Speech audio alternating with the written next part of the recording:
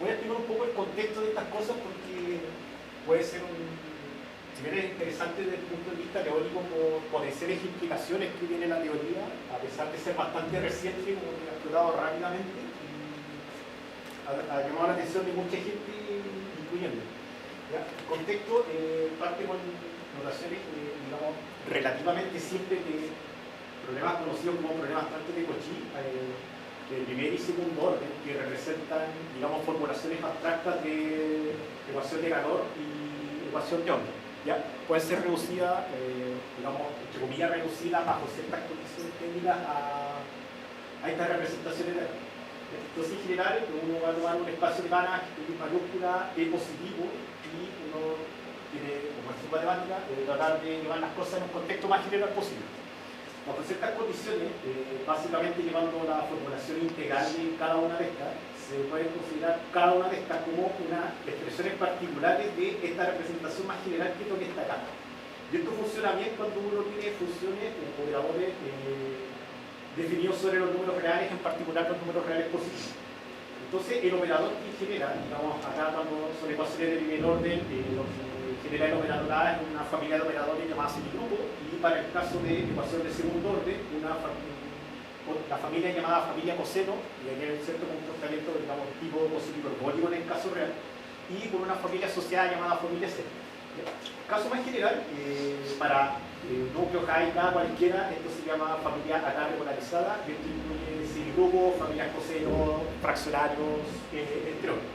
Y responde a esta representación de acá. Ya, ¿de dónde viene el tema de escalas temporales? Porque uno empieza a preguntarse, bueno, si esto funciona en los reales, también funciona para procesos discretos, funciona en otros dominios, y si bien hay cosas más o menos bien desarrolladas para el caso discreto, hay una serie de problemas que todavía están abiertos. La ecuación de Eigen es la que relaciona, digamos, cero semigrupo. Uno puede definir semigrupo como una familia de operadores que satisface esta propiedad que es la ecuación de Eigen. Y la segunda para el caso de coseno es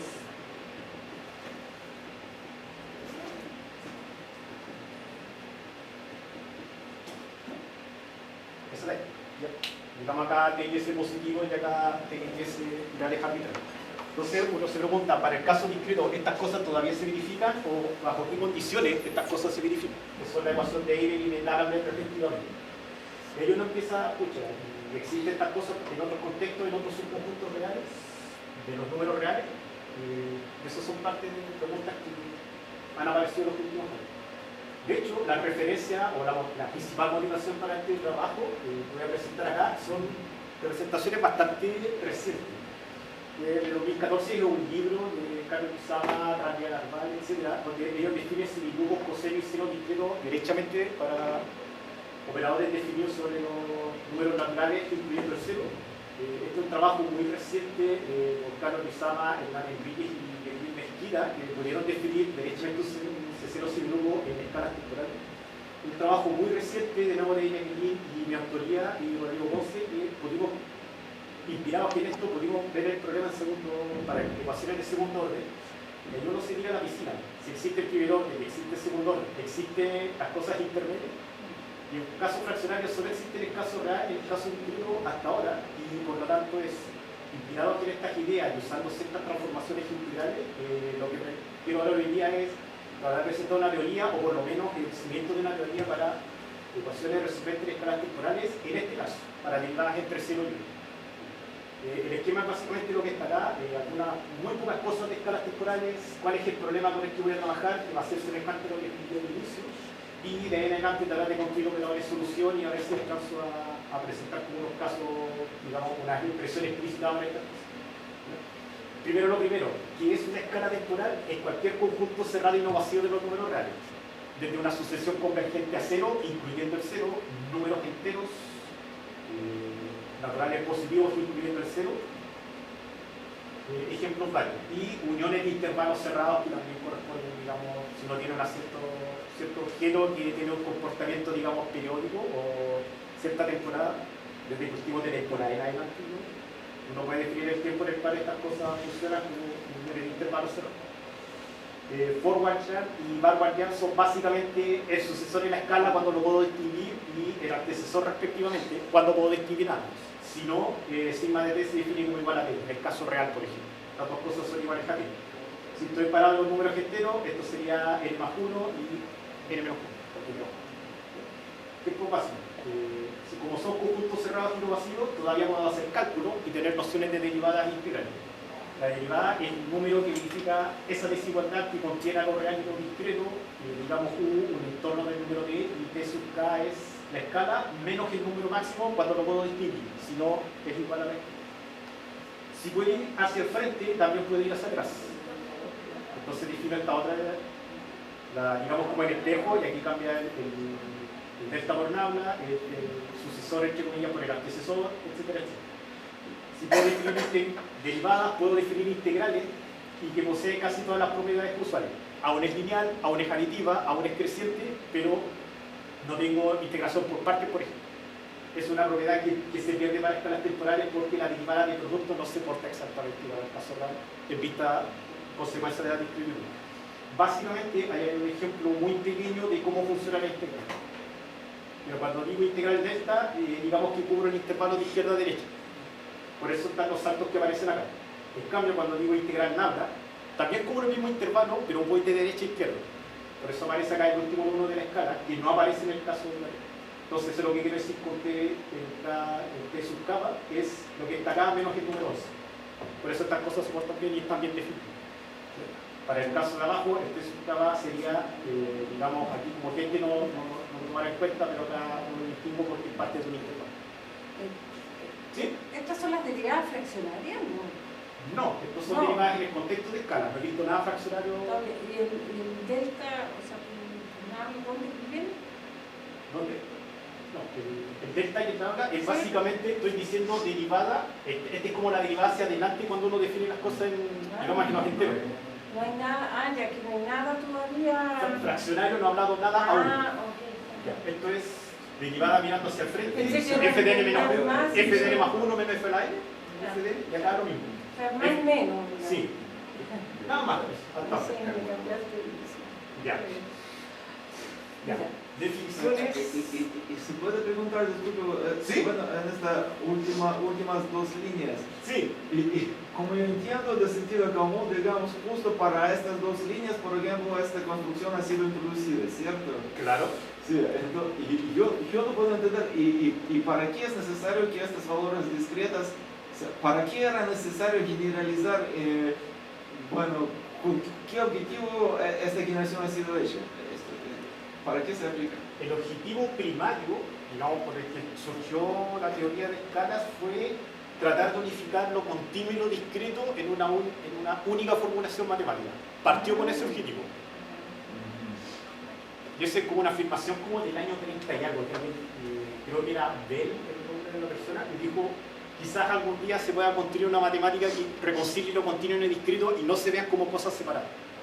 Hay gente que trabaja en discreto que no le gusta lo continuo, viceversa, entonces habría alguna posibilidad. Y como el primer trabajo de esto, como haciendo paréntesis, fue como una tesis como en el año 89 recién.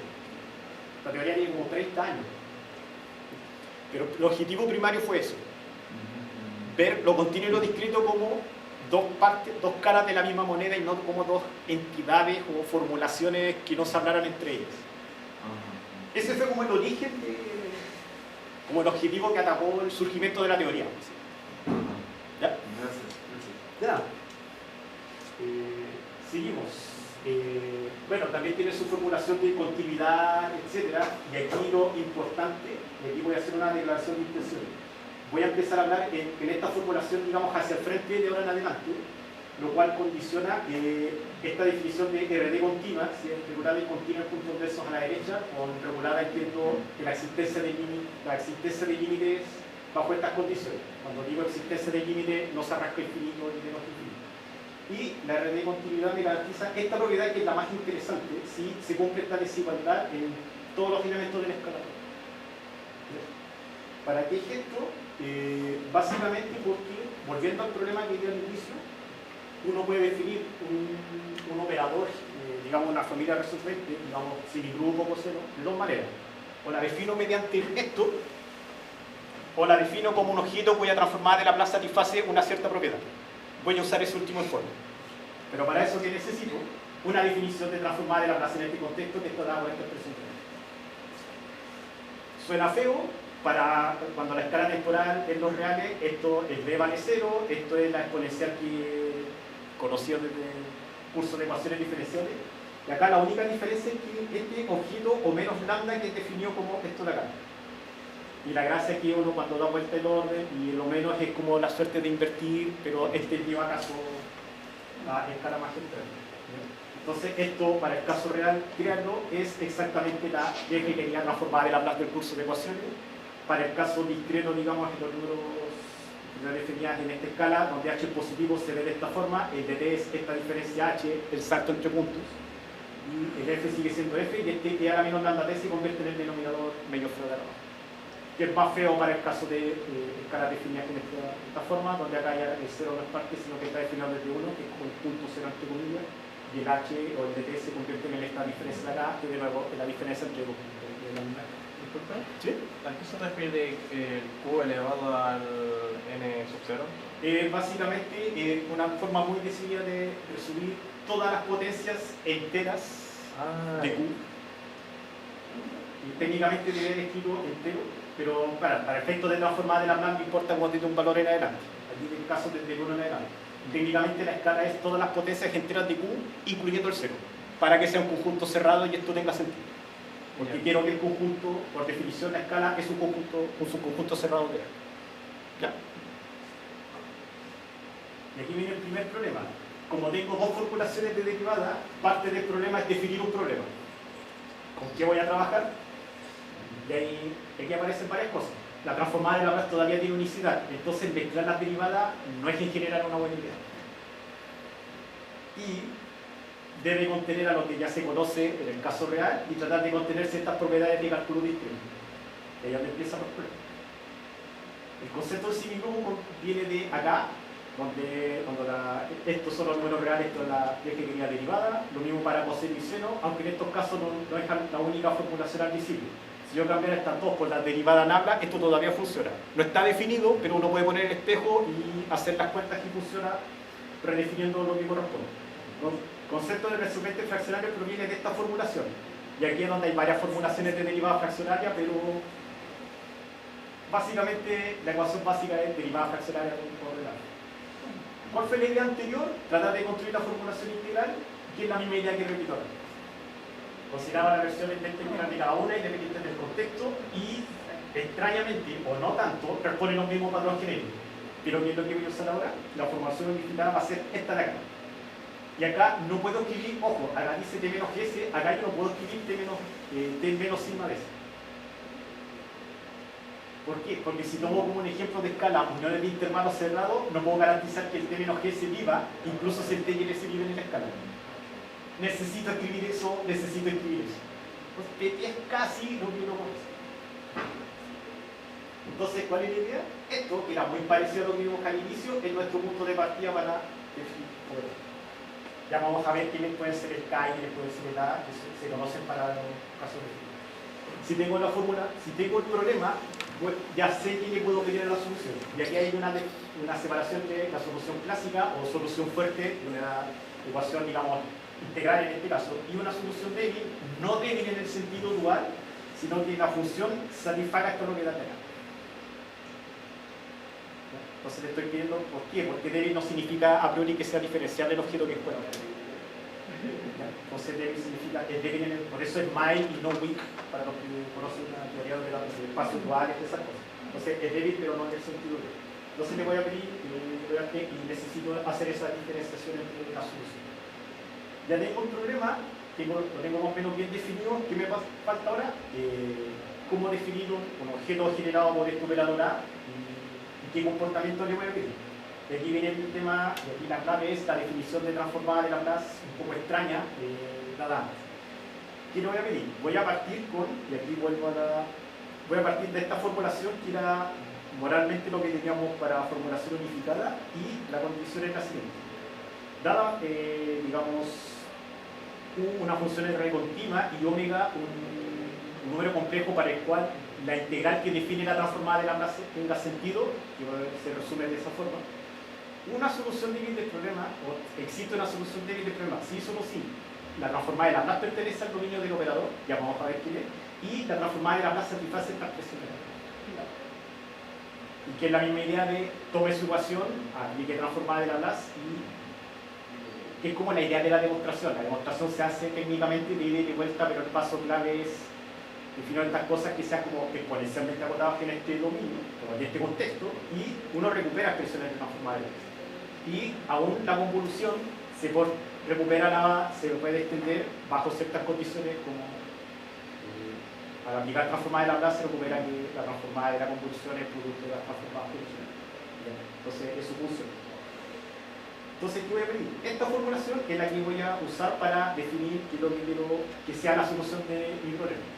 Dice, un operador RDT generado por A, fuertemente RD continuo es una fórmula resultante generada por un operador si existe digamos, números complejos o menos para el cual estas cosas viven en el complemento del espectro del operador A, digamos, conjunto resolvente, no el ρ definido anteriormente. Y la transformada de Laplace del operador va a satisfacer esta propiedad técnica. Entonces defino el resolvente, en este caso como el objeto cuya transformada de Laplace es eso.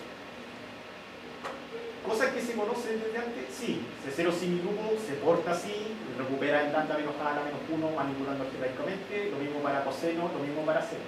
Entonces uno sabe quiénes son el A y el K y sabe cuáles son las expresiones sobre 1. Y eso, de nuevo, lo interesante es que eso se puede trabajar independiente. Esto de que está acá es independiente de la familia general. Aquí voy a volver rápido para decir semigrupo, coseno y seno. Si bien son tres ejemplos de este tipo de cosas, aún cumplen estas propiedades que está acá, incluso los casos fraccionarios que quiero ver más adelante. Entonces aquí vienen las propiedades fundamentales. Esto vive en este objeto, da un operador resolvente. Aquí lo defino de 0 en adelante por simplicidad y que sea más familiar respecto de la teoría. La integral pertenece al dominio de A y se recuperan las expresiones originales. El operador conmuta con el generador. Y este tipo de cosas son sí. Y esta propiedad de acá, esta igualdad se cumple bajo ciertas condiciones. No voy a dar las demostraciones en virtud del tiempo y tratar de terminar. Y lo interesante es la definición del generador A. El generador A está definido como ese límite para el caso continuo y como esta expresión para el caso discreto. ¿Por qué necesito hacer la separación? Porque se puede explicar con, digamos, brevemente con lujo. Cuando uno está parado en el caso real, uno sabe que todo eso es parte de números reales, entonces yo puedo definir el límite de la misma manera que sí. Pero si tengo una escala como esta, por ejemplo, no tiene sentido definir límite porque tengo puntitos separados con una distancia fija entre ellos. Entonces ya tengo que definir lo que pasa acá, y aquí está como mi punto basal, que para efectos nada más ser el 0, y esto sería h, 2h, 3h, etc. Entonces, esa separación entre continuo y discreto necesita formulaciones distintas si el punto basal es denso o es discreto a la derecha. El caso más desagradable, solo lo doy como comentario, es para el caso de coseno porque implica segundas derivadas. Aquí había una tercera definición que no es ninguna de las anteriores. Hay una cierta de lectura en el comportamiento, no es parte de la teoría, pero dependiendo del orden, aquí aparecen varios casos. Como estoy entre el orden de la derivada entre 0 y 1, hay dos casos. Como el coseno viene de segunda derivada, son tres casos. Y así uno podría empezar a extrapolar si quiere trabajar entonces de orden 2 o algo. Uno empieza a aparecer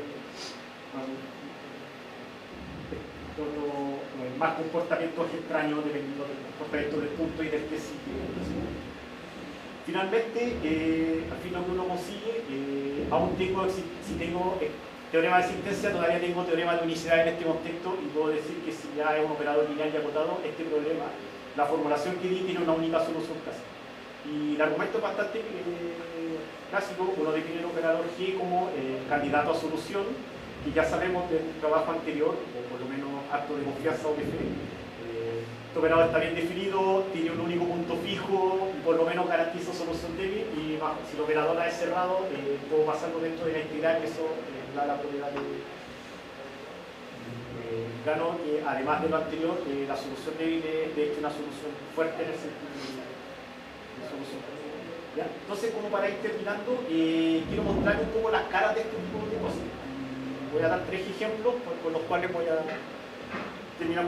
El caso más clásico, que si bien era conocido hace unos 6-7 años atrás, fue como formalizado recién como artículo apareció recién en 2020, y el caso independiente de la escala, la formulación es esa, como el caso más sencillo. Eso, escrito en versión integral, se ve de esta forma. Como el foco es transformada de Laplace, que la transformada de Laplace por lo que vimos delante, se ve de esta forma, y uno por unicidad, la solución está dada por un objeto que voy a llamar semigrupo.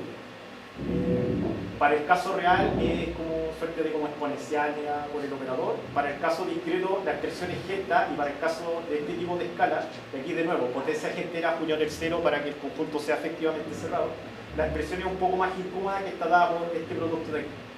El m y el n representan las potencias o los exponentes de q que me generan el número t y el número s. Entonces estoy diciendo que t es un q a la n y el s es q a la m. ¿Ya? Por eso acá yo necesito escribir como los exponentes involucrados. Si tengo semigrupos integrados. ¿Ya? Ese semigrupo integrado refiere a esta ecuación funcional, y acá de nuevo la versión integral está dada por este objeto de aquí.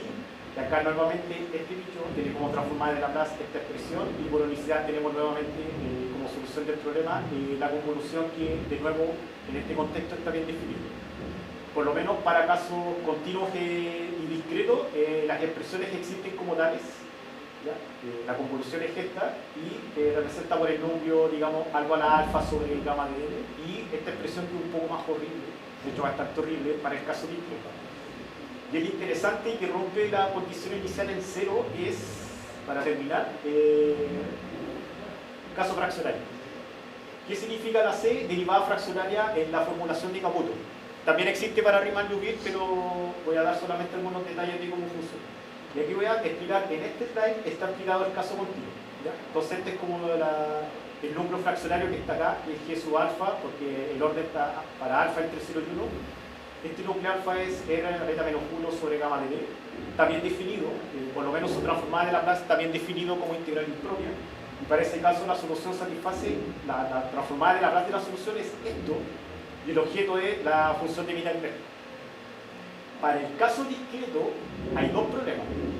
Esto es una derivada, pero aparte, la derivada fraccionaria como operador desplaza la escala. Acá en el caso real dice que, como tengo para el caso de la escala real, para la escala temporal, perdón, los números reales, tengo que el punto basal es 0 porque la distancia entre dos puntos seguidos es 0. Pero si salto a los reales, el salto ahora vale 1 y el punto basal ya no es 0, sino que alfa menos 1. Y eso es para ser coherente con la definición del operador derivada fraccionaria o integral fraccionaria. Entonces la integral ya no parte de 0, parte de alfa menos 1. El gamma cambia, y aquí ya no es solamente como esto de acá. Y si bien existe la definición, son una serie de funciones gamma. Extrañamente tienen un comportamiento exponencial en el contexto discreto. Y ahora, este objeto, este cociente de acá, tiene como para gamma igual alfa menos 1, tiene esta expresión como transformada de Laplace. Se puede calcular, pero extrañamente no tiene el mismo patrón. Voy a volver acá. No es simplemente como un 1 sobre lambda algo, sino que es una fracción. Y eso es bien extraño en términos de la teoría. Si h es distinto de 1, el lambda aparece acompañado acá por un h. Es la única diferencia. Pero ¿qué es lo que uno espera? Si tengo un operador que es como de la derivada fraccionaria, aparece un Mittag-Levy, sí, es esta expresión de acá que es como la versión discreta, pero este muchacho de acá ya es como un producto. Cuando el exponente de acá es entero, esto es como una serie de factores. Pero cuando en general esto no es un número entero, son simplemente cocientes de funciones gamma. Pero sigue siendo un Mittag-Levy tal como se entendía el caso real. Y eso fue como de las cosas extrañas que no voy a mostrar los cálculos por razones de tiempo, y mucho menos, pero sí resuelve en buena medida el problema de extender este tipo de formulaciones que existen en el caso real a otros contextos, potencialmente tantos modelos de escala o ejemplos de escala como Daniel. Y básicamente algún comentario de estas cosas, volviendo al tema para cerrar un poco el círculo. Esto se puede hacer En otras escalas, no, solamente en los reales y en los números enteros. Si no, ni siquiera puedo garantizar de que estos objetos existan, independiente de que ambos estén o no. Entonces esta formulación es demasiado limitada, que eso me obliga como a decir, sí, tuve que usar transformada de Laplace porque estas cosas en escala arbitraria no, simplemente no son tan. Lo voy a dejar hasta acá. El último es solamente cosas que uno puede hacer más adelante y mi lista como el trabajo ya está más o menos terminado y está sometido a unos 2 o 3 meses, así que espero que llegue a ver algo al final de este año, sería maravilloso. Eso, así que lo dejo hasta acá y gracias por la atención.